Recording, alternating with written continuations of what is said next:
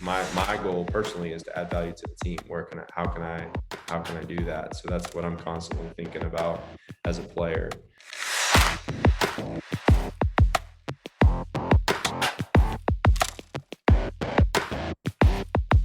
こんにちは、ナビゲーターのはじめです。今回も助っ人外国人セットアッパーのジョン・エドワーズ選手のインタビューをご紹介します。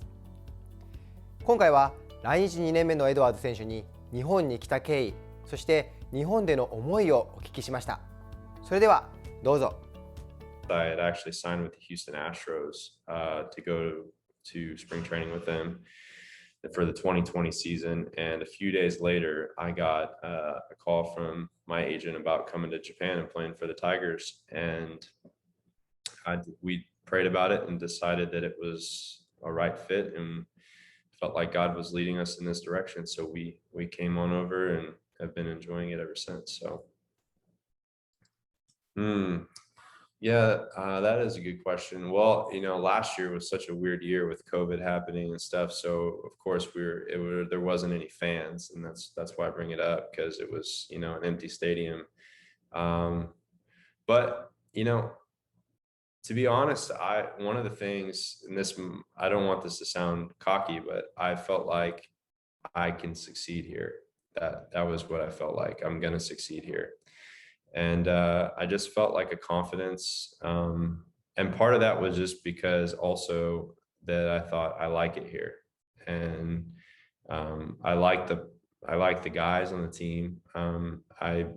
Like I said earlier, I appreciate how they respect you. I appreciate how the fans respect you. Coming to a foreign country for my family and my wife, I was thinking about my wife and having 3 boys, and how the people here, we've made so many friends on Roko Island where we live, and my kids have connected, and a lot of them are Japanese kids that they've made friends with. And, and the people have just been really friendly, which helps a lot whenever you think about the dynamics of leaving for maybe a road trip for 3 days or a week or something. And, my wife taking care of the 3 kids, and then being able to just, connect with other people on the island. So, we've been so appreciative of them being so welcoming to us. And I think maybe that's one of the surprises, is that, we just didn't expect to necessarily, maybe we hope to connect with people, but you kind of think, well, if they don't speak English, it might be kind of hard. But we've actually made quite a few friends, met quite a few people on this island that do speak English. And and we've made some good friendships that I hope last for a really long time. So, but yeah, I really like the Japanese food, and it seems to be really healthy. So it's kind of funny whenever we're into health and fitness, and of course being an athlete and trying to track what you're eating and stuff like that, you kind of just give up a little bit. You're like, oh, I'm just going to eat whatever's in front of me, because I don't know what's in there, but it tastes pretty good and seems to be healthy. But I think I mentioned this to you once before, but a lot of the Japanese guys are pretty surprised that I'll eat natto on a regular basis. So I didn't really like it the first time I had it, but they said it was healthy, and being into health and fitness, I was like, well, I'm just going to keep trying to eat it. And so eventually I got to where I liked it. So yeah, especially with baseball, I try to really be in the moment. And so a lot of times, whatever the last game was is usually what's freshest on my mind, and how that went. And because I'm constantly evaluating, how I did, try to learn from your mistakes. So actually there's the games that stand out in my memory the most are actually the games that I failed in. Last year, when I was playing, we were playing the Bay Stars, and one of the guys that I kind of struggled with on their team, for whatever reason, I just felt like I didn't pitch that well to him, was Kijintani. He's with the Giants now, and I finally got him out this year with the Giants. But last year I just felt like I either walked him or he got hit or something, and we were playing them last year, and I had an open base at first base, and I ended up, the pitching coach came out and, asked me if I wanted to pitch to him. And I was like, of course, I'm like, yeah, I want to pitch to him. Like, I'm going to get this guy out, but I knew also I was gassed. I was tired at the time. Like I throw a fastball and you look up and you see it like the velo going down a little bit. And, I knew I was tired, but I didn't want to back off. I wanted to try to get him. But long story short, he ended up kind of getting a soft broken bat type base hit over the shortstop's head, scoring the run. They won, walk off win, right? And after the fact, it was kind of my pride, but I was like, yeah, I was stupid. Why didn't I just put him on base? I could have faced the next guy, faced a righty, and it probably would have been a better move. エドワーズ選手は野球選手としての歴史の中で怪我や病気に苦しまされることがありました。その時のエピソードを伺っています。Yeah, so I got traded in 2015 to San Diego, and finished that season in the big leagues with them and did pretty well. And they gave me a job in the bullpen starting in that next year. And then unfortunately during that time in spring training, I had started having some elbow discomfort and went through, had I think 3 or 4 MRIs that year. And by the end of the year, I had an injection in my elbow of stem cells and kind of thought that, when they did a follow-up MRI after that, my elbow started feeling better and the MRI showed that the ligament had regenerated. It wasn't perfect, but it was feeling fine or a lot better, I should say. And so I went home that off season and I rested and got ready for the next season, the 2017 season. And when I got to the 2017 season, after my second bullpen in the start of spring training, it started bothering me again. And basically, it wasn't too far into spring training, and I had an MRI, and they said, yeah, it's ligaments 100% torn. And so the only fix for that is Tommy John. So I ended up getting released by them and having Tommy John done by the Rangers, Dr. Meister back in Texas. So I did all my rehab and stuff at home in Texas. And at that time I was a free agent, wasn't signed with anybody. I wasn't really sure, what was next for me. My wife also in 2015 was pregnant with our first son, Benjamin. And so she had him in October of 2015. So we were new parents as well.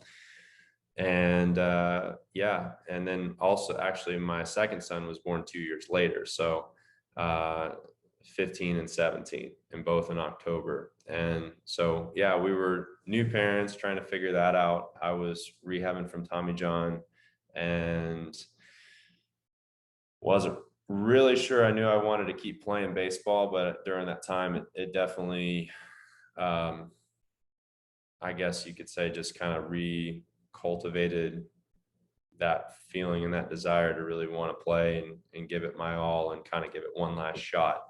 And so that's what I did. And I ended up getting an opportunity with the Indians. After you go through some of the setbacks I went through, one of the things that happened prior to that was that I was diagnosed with testicular cancer in 2014. So right after I made my major league debut with the Texas Rangers, that was in August. I believe it was August 8th, something around there, or sometime in August. A few months later, in December 15th, I was just diagnosed with testicular cancer. And that was it was really a short-lived thing. It was literally like I found out on a Monday and had surgery that Friday or that Thursday. And by Friday, everything was a clean report. And basically, I've never looked back. インタビューの中でエドワーズ選手の口からたびたび出てくる神様というワード。エドワーズ選手にとってその神様とはどんな存在なのか伺ってみました。The reason I bring that up is because, when I went through that with early on in my career and even growing up in my childhood, the one thing, like I grew up in a Christian home. I grew up in a home where my dad preached to me the grace of God. He preached to me the love of God and would always remind me that the Bible teaches us that God says that I'll never leave you nor forsake you. And so I always had this, I always knew that I could turn back to God, and I had this safe place to go. And once I went through some of those really challenging times with baseball, with my career in the beginning, I remember my dad actually always saying this to me. He would say, John, what you think is a setback is a divine setup. And so I would, at first when my dad would say that to me, I'd kind of be like, yeah, Dad, I don't want to hear it, because I'd be frustrated in the moment or whatever. But, as I started going through some stuff, those words became really instrumental for me, and I would, cling to them. And then when I went through that time in that transition around when I started pitching and stuff, I think was the first time where I really started to dive into the Bible, dive into the Word of God for myself. And I started digging, and I started digging a lot. And I mean, in a few months' time, I was a completely different guy, because now it wasn't just me hearing it from somebody else, even my dad, but it was a revelation that I had for myself. And so that became really concrete and built a really strong foundation. So fast forward to, having Tommy John and going through that, it was a scary feeling, because, when you looked at it in the natural, it didn't feel good. It didn't look good, because it was like, well, also at the time we had just bought our first home, and, here I am all of a sudden, and I don't have a job. I have Tommy John, I have children, I have a family. I'm thinking I got to take care of my family. How am I going to provide for them? I ended up getting my real estate license. My wife and I both did during that time. But that usually takes some time to get going as well, and build up. So we were trying to take on a lot, but I guess all that to say that I just believed that God wasn't done with me. He didn't bring me that far to quit on me, and that He would provide for us, and He would show us what to do.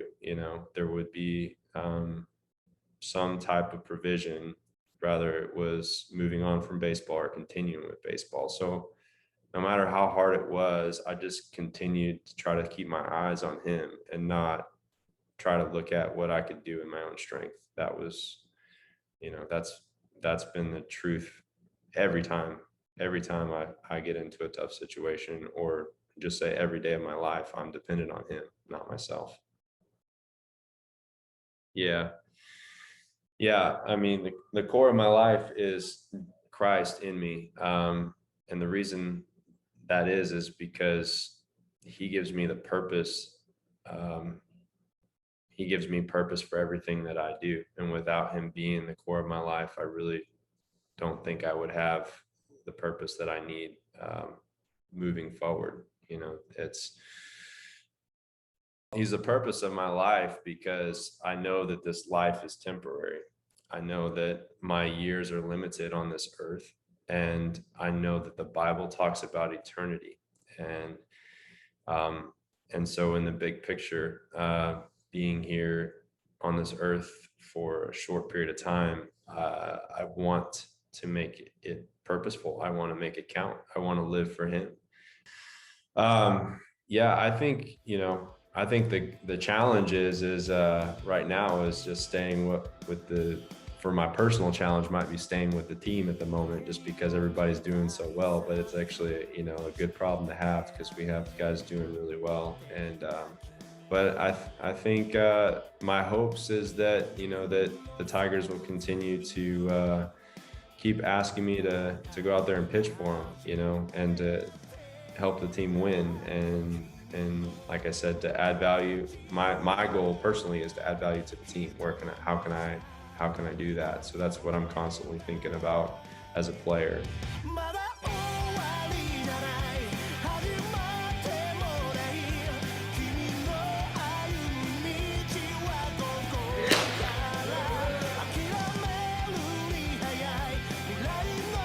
エドワーズ選手のコアの熱い部分をお話しいただきありがとうございました。今回はなんとエドワーズ選手から日本のファンの方に向けてプレゼントをいただいています。それはこちらです。ご紹介します。サインボールです。こちらを3ついただいています。そしてもう一つはサイン入りの野球カードです。こちらも3枚いただいています。応募方法はチャンネル登録とコメント欄に番組への感想と欲しいプレゼントをお書きください。抽選で6名の方にプレゼントをお届けします。締め切りは次回配信日2021年9月4日金曜日23時59分までです。皆さんのご応募お待ちしています。それではまた。